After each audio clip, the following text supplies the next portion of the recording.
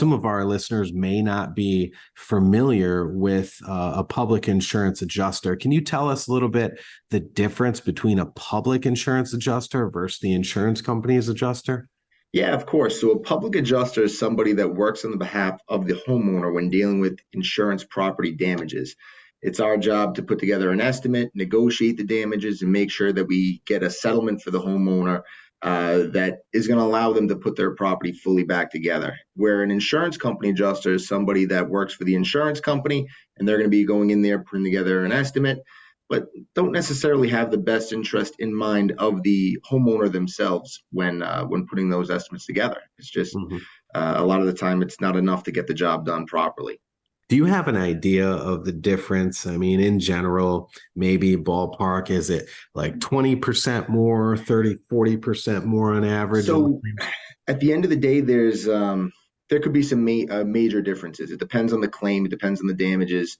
But a lot of the time, it's at least 50% more in relation to what we're able to get the homeowner, where they're offered, for example, $10,000, we're more likely to get them $15,000 to $20,000. And again, every situation is different. We could be saying the same thing in the hundreds of thousands or millions, but it depends on the damages that occur at the homeowner's house or property owner's house. Can you give us kind of a story that our listeners could relate to of a situation where you walked in, maybe it was a flood, it was a fire, maybe it was a, storm damage, I don't know, something, and how you walked in and an insurance adjuster walked in and what you did differently and how your clients made out? We see major differences a lot of the time if there was some kind of plumbing leak that had caused damage to a kitchen, we'll say, for example, where the insurance company may want to pay for repairing that cabinet or repairing the few cabinets that had some damage to them. But again, Rhode Island's a matching state. It's a reasonable appearance, a reasonable match is how it's defined. And at that point, we're able to get a lot of kitchens fully approved because of that.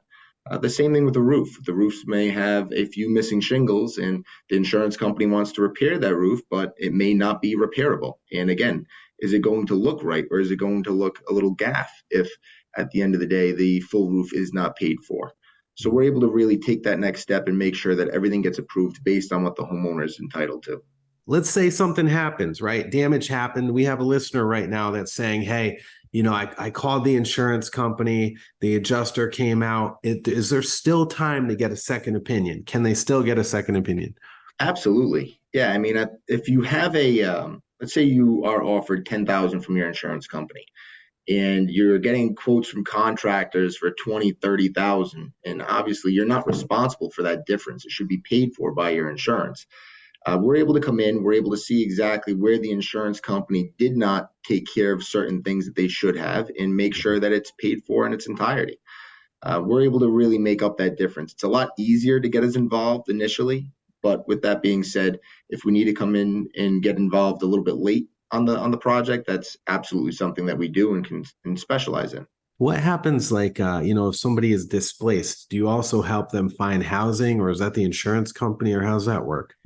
Absolutely. Every aspect of the insurance process is something that we specialize in. We've seen it 1,000 times. So if someone had a fire or a major flood and they weren't able to stay in their property, of course we can help them or put them in the right direction in relation to figuring out a temporary living situation. We know that that's the most important aspect of our job, potentially. For a homeowner to have to live in the chaos of things, it's a lot easier to find them somewhere that they can just focus on their everyday life while this is going on. So absolutely, we do help with that.